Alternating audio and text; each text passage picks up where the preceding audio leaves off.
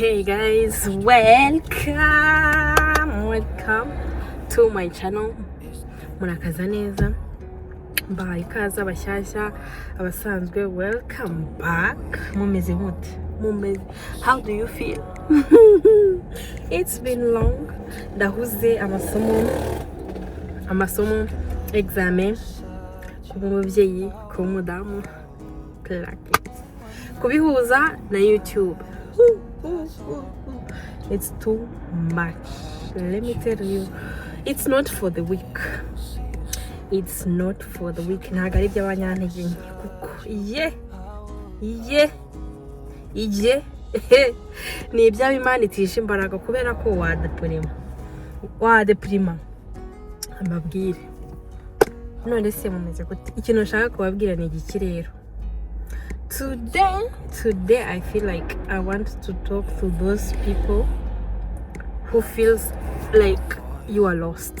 You are like uri muri flow, ntuzi ibyo ari byo, imbere yawe ntuhareba ngo habone, ejo hawe ntuhareba ngo habone, byaracanganyaki. Ukicara ukareba abantu mwakuranye abo mungana, ukabona bose baragusize, ukabona bose bageze kure, ukareba hariya hirya kuvuga uriya disi nanjye nari meze nk'uyu. Stop. Muzima muje kubabwira ngo stop. Ntago dukunda kwicara ngo tubanze tuvuge ngo what is my blessings, ni iki nuwe mugisha mfite. Ntago dukunda kubanza kubara umugisha, dukunda kubanza kubara comparison, tukihuza na ntuza, ukihuza na mukuru wawe, ukihuza na murumuna wawe, ukihuza na mubyara wawe, ukihuza n'inshuti mwiganye, ukihuza n'abantu mwahuye mu muhanda, ukavuga ngo kuki yungu yaparitse hano Range Rover, imbere yanjye yaparitse Range Rover, ukavuga ngo hariya kuki yaparitse Tesla, wowe ukaba utari muri iyo Range Rover, ukaba utari muri iyo Tesla, ukaba uri muri Ford nk'uko kwanjye. Like ibyo byose tubibona kubera iki? Kubera ko twabanje kwikompara n'ibyo byose bituzengurutse biri hirya no hino, biri muri champ de vision cyangwa muri champ nabyita gute, biri ahazengurutse, muri entourage turimo.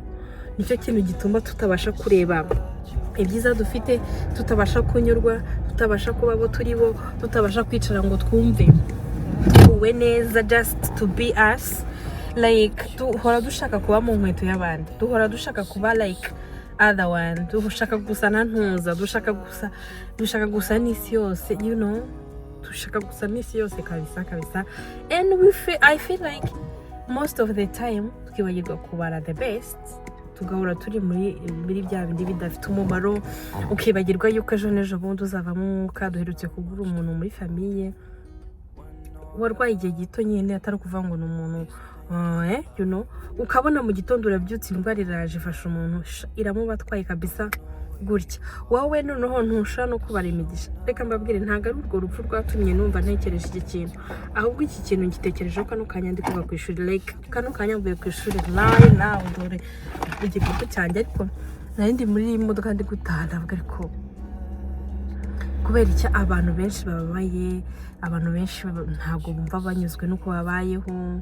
Like kunyurwa bisigaye ari ikibazo, kubana n'abandi neza ni ikibazo, kwicara nyine ukumva unejejwe n'iterambere rya mugenzi wawe ni ikibazo. Why? Njyewe inshuti zanjye marumva ari wa muntu ugomba gutera imbere. Rugero, niba wenda njyewe uyu munsi nkaba mfite ino modoka ndimo, ejo yagura Tesla ndabyina ukajya ngo ni njye wayiguze.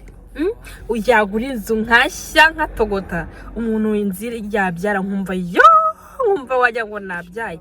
But let me tell you, hari abantu baba bari kumbwira ko se wowe umeze noneho mu ishuri n'ingamana we barakumbwira kubera iki ubasha kubana n'abantu bose. Nkavuga kubana nabo gute ngo nta muntu mufitanye ikibazo? Kubera iki se wajyana n'abana ikibazo? Kubera iki se utanezezwa nuko mugenzi wawe aguze iyo Tesla ngo nuko ntayo ufite? No. Iyo ikomanze ku rugi rwa mugenzi wawe, next day ikomanga on your door. Urumva, iyi Imana ikomanze kumugisha y'urugi rwa mugenzi wawe, ukinjoyinga for your neighbor, for your friend, for your family, for your siblings. Ejo n'ejo bundi nawe iragukomangira. Ikindi kintu njyewe nemeranya nacyo, umugisha wawe nta hantu wajya, icyo wakora cyose, icyo bagukoresha cyose, uko bakuvuma kose, dear nta hantu umugisha wawe wajya, nta hantu umugisha wawe wajya. Ntibazakubwire ngo yego baramuroze. Ewe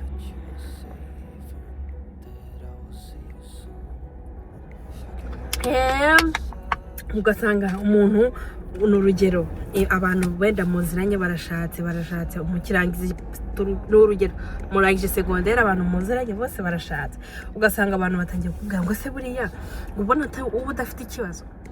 Nta kibazo ufite shusho. Nta kibazo ufite, ko umunsi nturageraho kugira ngo ushake umuntu wa nyawe kuri wowe. Maybe ntaraza ahantu Imana yaguteguriye kugera ntiharagera, so please wait, leave alone abo bantu bari kugusakuriza. No, stay focus, komeza urugendo urimo. Ikindi kandi be grateful in every single thing, every single blessing. Like umugisha wose ubonye niyo waba ari akantu gatoya, learn to be grateful. Reka mbabwire, muzajya muhora mushima we. Iyo uhora ushima no mu bigeragezo byawe uratuza. Iyo uhora ushima uricara ukavuga okay man, birabaye uyu munsi ndi mu kigeragezo, yes ntabwo nejejwe nacyo, yes kirangoye kiranandemereye, but oh God thank you so much ku bintu byose byiza wankoreye. N'iki ngiki nzi ko uzakintambutsamo amahoro. You trust in God just for the thing bitaranaba. Niko kwizera kuzima. Izerere muri ibyo ngibyo urindiriye bitaraba, you know. Shima Imana nyene just for your life, you know. Uyibwira uti okay ubu ngubu ndi muri iyi stage y'ubuzima ingoye, but oh God I trust in you, I trust you with this. Uyitrusting muri ibyo bigeragezo, uyibihe, uyibwira uti ndakwizeye, it's yours, bifate ungwanirire ntaba ari ngewe. Kubera iki? Reka mabwire impamvu ndi kubabwira bino. Igihe cyose nirwaniriye mu buzima bwanjye busanzwe, haba mu kantu gato, haba mu kantu kanini, my dear, I failed. Ariko umunsi narangije gushiramo igitonyanga cyo kuvuga ngo okay I leave it, I trust in you, ndabikwizereyemo n'ibi ngibi ntaba ari ngewe, wihesha icyubahiro. Guess who? Umva, Imana iragenda igakora everything. Nibere aho nkabona byose byabaye risore, umva byabaye resori, nta kibazo na kimwe nsigaranye. Ugasanga oh my God mfite amahoro mu gihe kitari cy'amahoro, ugasanga natuje mu gihe kitari cyo gutuza.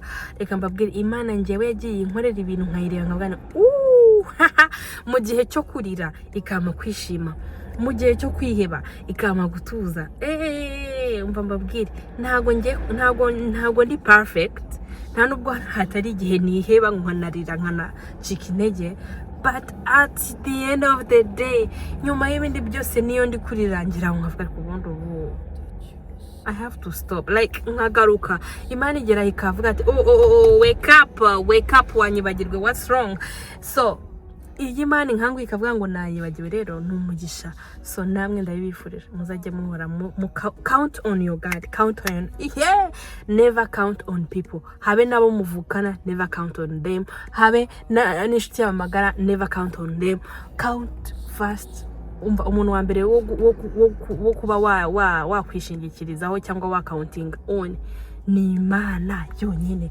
Kubera iki? He win. Umva, Imana ntizigera iba absent. Nicyo kintu nyikundira, ntabwo izigera iba absent. Hari ikintu wicara ukareba ikibazo kikubayeho ukabona n'inshuti yawe kukiyibwira, n'ubundi uri kumuremereza ubusa mwihorere. So reka mbabwire, ntuzajya ugira ikibazo, ikintu cya mbere uzajya utekereza, uzajya uhita uvuga oh my goodness, uvuga okay uhumeke, wongere ugaruke mu murongo, usanga Imana. Umva nkubwire, n'umva utashoboye no gusenga uzajya ubwira ati dore sindi gushaka gusenga, ariko ibyo ngukeneyeho byose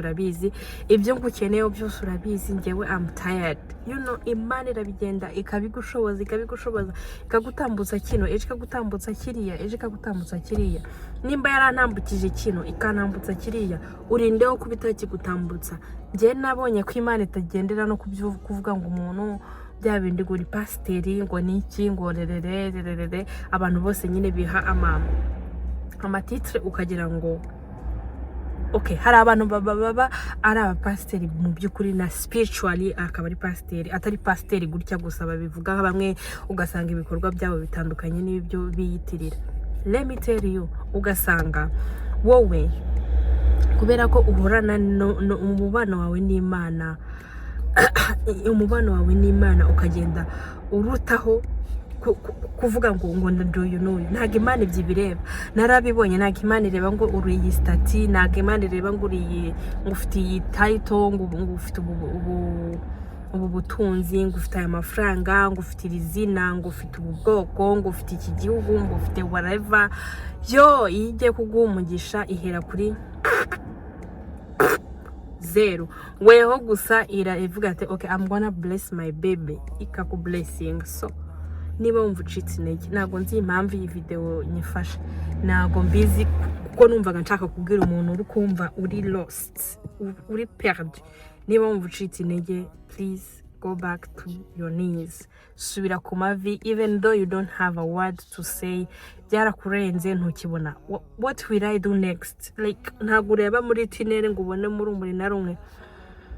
Reka nkubwire, subira ku mavi, you don't care. Uyibwira uti Imana rero ndaje, nubwo ntazi ngo ndakubwira iki, nawe uri kubireba sinzi ngo ndahera he. Umva ubibigire gutyo nyine uko ubyiyumvamo, ariko ujyeyo uyibwira uti sindi busibe ngo nuko ntafite icyo kukubwira.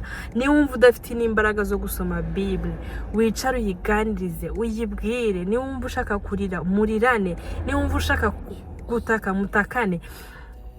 Kubera iki? Iyo ufashe ikigeragezo cyawe ugasakuza, let me tell you, Imana niyo ikuganije ntago wumva.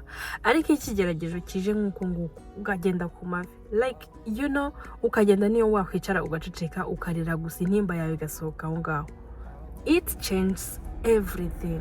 Umva mbabwire, birakora. Njye ni wo muti mfite. Iyo mfite ikibazo ntago mpera kuri mukuru wanjye, ntago mpera kuri husband, ntago mpera ku muhungu wanjye, ntago iyo ngifite ndagenda nkakicara nayo, okay? Iyo kindemereye ndagenda nkakicara nayo, iyo kinyoroheye ndayibwira ngiye njyenyine bya dodumanga. Imana ikamfasha in the ways ntabasha kubasobanura ngo mwumve ngo ni gute bigenda. Nanjye njya kubona nkabona niba ari ikintu cyari kimbangamiye ikagikuraho, like this. Niba hari ikintu cyari kingoye igashaka inzira kikemukamo.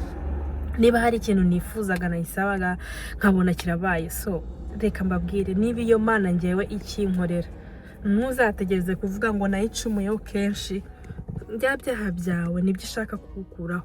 Cya kintu wakoze wicara ukavuga ati iki kintu ntabwo nakibabarirwa. Who are you? Njyewe nimba yarambabariye ibyaha, kuki we itabikubabarira? Ese koko nimba yaratanze umwana wayo kugira ngo aducungure, icyo cyaha twakoze nicyo cyatumye imutanga. Kandi n'uyu munsi ntago byarangiye.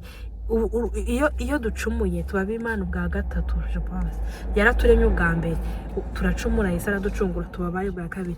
Iyo rero usubiye imbere y'Imana ukicuza ibyaha wakoze, ububaye uwayo ubwa gatatu. Nushaka uzaba uwayo daily ujye uyisanga, ubundi wige kubaho ubuzima bwo kubana n'Imana, like uncontinue. Gusa ndabivuga gute? Uburyo buhoraho burambye. Ni gute rero nshaka kuvuga iyo mvuze ngo uncontinue? Nuvuga ngo nuguhora nyine uri intention. Ukazajya uhora wumva mu buzima bwawe harimo Imana. Niba ugiye gutambikira, reka mbibabwire, niba ugiye gukora ikintu nyine on your own, ugera ukabyibuka.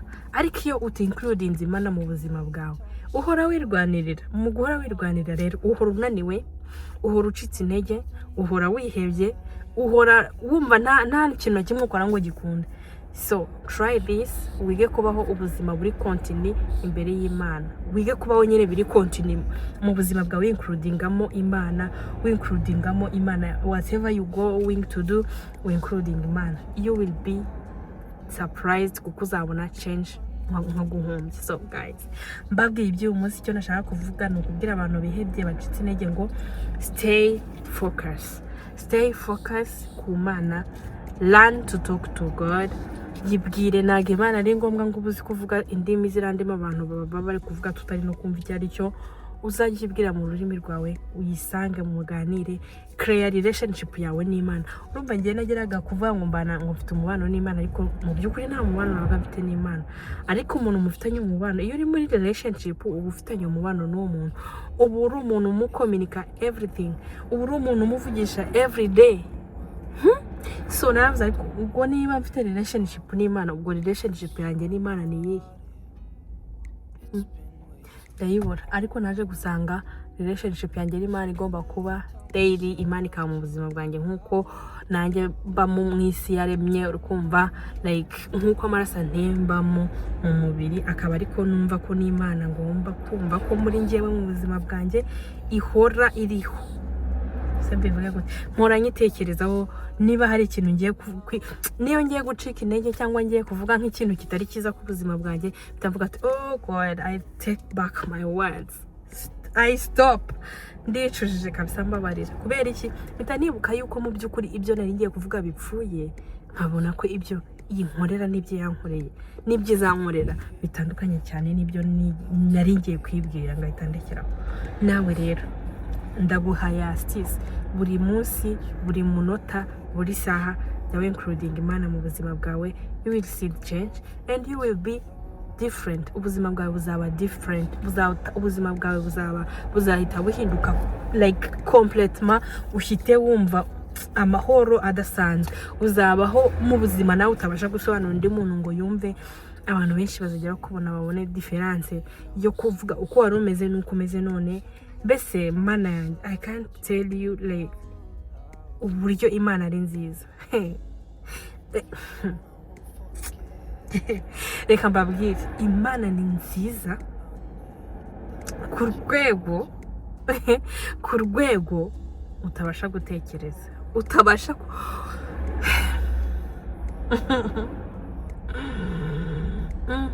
iyo ngiye gutekereza neza ku kuntu Imana ari nziza, mpita ntuza kuko biransiga, nta hantu bihuriye n'ibyo ntekereza.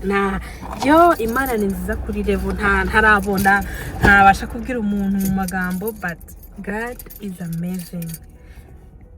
Just that, icyo mfite nababwira ni uko Imana ari nziza. Just that, Imana ni nziza muri angles zose zo muri ubu buzima. So ndakwinginze, niba utarabona Imana mu buzima bwawe ngo wumve nyine uri feeling at the presence of the Lord, pray, include him in your life, go and create your relationship, cyangwa se recreate, revive, ongera kubaho, ongera kugirana umubano n'Imana.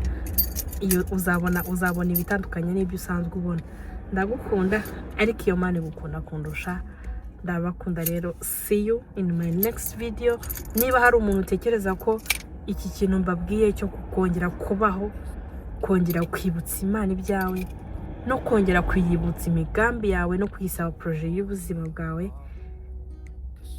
hakaba hari ikintu bikwibukije cyangwa bikubwiye cyangwa se bikunguye, send them to your friends that you think utekereza ko bizagira icyo bimarira. Byoherereza umuntu utekereza ko hari ikintu byamumarira. Niba hari ikintu niba cyaba ari ijambo rimwe bikumariye, ubihereze mugenzi wawe, nawe bigira icyo bimumarira, kugira ngo ejo hazaza tutazasanga twiburiye muri iyi isi irimo byinshi, ibintu byinshi cyane bidufashe, bituziritse. So ndabakunda, gusa Yesu wanjye abakunda kundusha. See you in my next video.